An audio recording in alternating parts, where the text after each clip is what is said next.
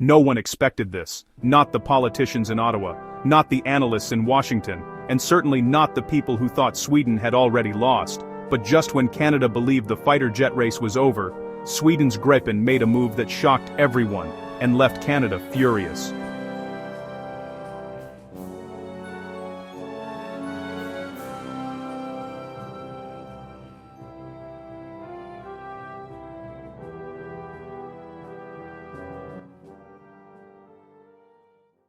For years, the stage was set.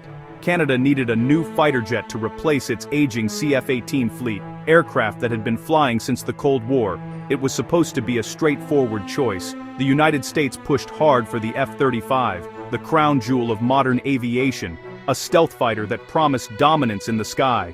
But deep inside Sweden, in a country with no global empire and no trillion-dollar defense budget, engineers at Saab were quietly preparing a challenger. The Gripen E, Chomberm E, and Gripen. Smaller, cheaper, but built with something far more dangerous than size or speed: intelligence. When Canada launched its fighter competition, no one thought Sweden even had a chance. How could a small Scandinavian jet compete with America's stealth machine, backed by massive political pressure and global marketing? But the Swedes didn't flinch. They didn't come to play fair. They came to redefine the rules. The proposal Saab put forward was unlike anything Canada had seen. While other nations offered jets that required massive infrastructure, new hangars, and billions in upgrades, Sweden offered something much smarter. Gripen could land on Canadian roads. It could refuel in minutes. It could take off again from icy runways in the Arctic. No problem. And maintenance? Canada could do it themselves. No American permission required. It was freedom, wrapped in steel and software. For a country like Canada, spread across frozen wilderness, remote bases, and thousands of miles of coastline, the Gripen fit perfectly. No expensive base upgrades, no foreign dependencies, just independence. And for a moment, it looked like the impossible was about to happen. But Washington wasn't about to let that happen quietly. The United States poured pressure on Canada, political, strategic, and economic. They reminded Ottawa of NATO's shared systems, of interoperability, of security integration. Behind closed doors, the message was clear: buy American. And so, after years of evaluation, debates, and billions in discussions, Canada announced what many had predicted. It was going with the F-35. In Washington, smiles. In Stockholm, silence. But Sweden wasn't done yet, because just months later, Gripen made its shocking move. It started in Europe, during a joint NATO training exercise. Gripen S, the newest variant, flew alongside Typhoons, Rafales, and even American F-35s. Observers expected the Swedish jets to perform well, but not to dominate. Then the results started coming in. In electronic warfare drills, the arena that defines modern air combat, Gripen didn't just compete, it controlled the skies. Its digital warfare suite jammed enemy radars, confused missile locks, and even spoofed targeting systems. One NATO officer called it like fighting a ghost. And when word reached Canada that the budget jet had outperformed elite Western fighters, there was disbelief, followed by something else: frustration. Because suddenly, the decision to go with the F-35 didn't look as clear-cut anymore. Gripen's secret wasn't stealth, it was strategy.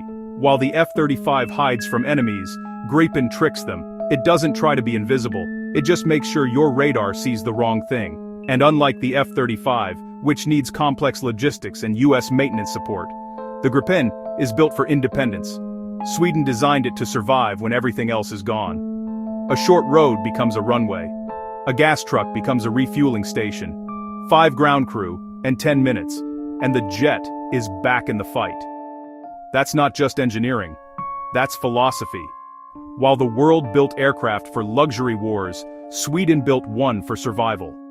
And when those results hit international headlines, especially after reports of Gripen outperforming its rivals in NATO simulations, the irony hit Canada hard.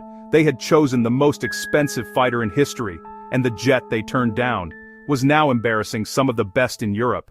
The political backlash in Ottawa was immediate. Commentators started asking tough questions. Did we just overpay for a jet we can't even maintain without US approval? Did we give up our defense independence for convenience? And perhaps the most painful one, did Sweden just outsmart us? Because the truth was hard to ignore. While Canada committed billions to an American jet that needed constant updates and long maintenance downtime, Sweden was selling a fighter that offered something priceless: control.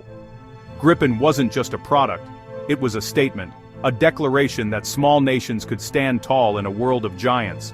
And that's what really stung, because Canada, once proud of its independent defense spirit, now looked like it had traded flexibility for dependency.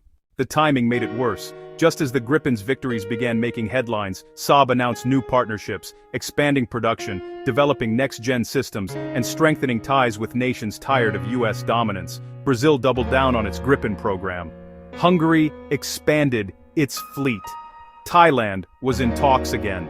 And in Europe, several countries began openly questioning whether they too should have gone Swedish. Even Canada's own defense analysts quietly admitted it. Gripen was the better strategic fit, politically, operationally, and economically. The F-35 might win on paper, but the Gripen won on practicality. And for a country built on rugged landscapes and independent spirit, that realization hit deep.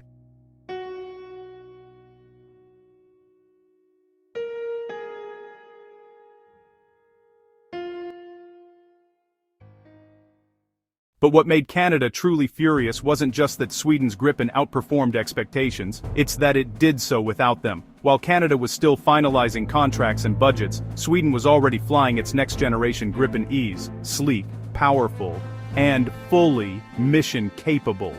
While Ottawa debated, Sweden delivered. And when those videos emerged, Gripens soaring across Europe in low-level formation, fully operational, fully sovereign, it was like salt in the wound. Because that's exactly what Canada had wanted. A modern jet it could truly call its own. Instead, Canada got a fighter it has to ask permission to update. A jet whose software is American property. Whose upgrades come only when Washington allows them. And that's why the reaction wasn't just frustration, it was fury. Behind the scenes, defense insiders in Ottawa began expressing quiet regret, not for the F-35's capability. No one denies it's a formidable aircraft, but for what was lost in the process. Canada could have had an independent air fleet, rugged, cost-efficient, and sovereign. Instead, it became another line item in America's defense ledger. And then, as if to twist the knife a little deeper, Sweden made one more move. It offered new Gripen E export deals, complete with full technology transfer and local assembly rights to other nations. The message: we trust you to build your own future. It was the very thing Canada had asked for and didn't get. So now, the question echoes across military circles. Did Canada make a mistake? Because as the Gripen continues to prove itself, jamming radars, dominating exercises, landing on frozen roads, it's rewriting the definition of what a modern air force should look like. Not the biggest, not the richest, but the most adaptable. And for Canada, a country that prides itself on being self-reliant, that realization cuts deep.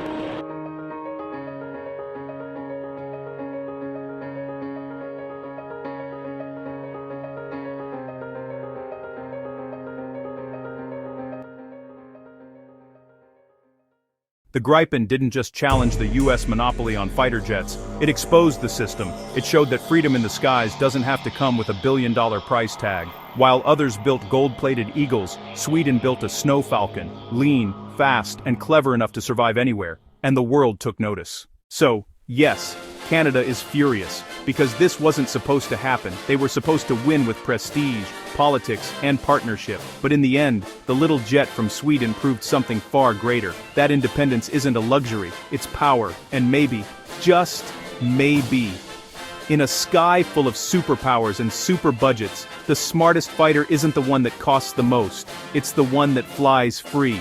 Sweden didn't build the biggest jet, they built the smartest. And now, the whole world, including Canada, knows it.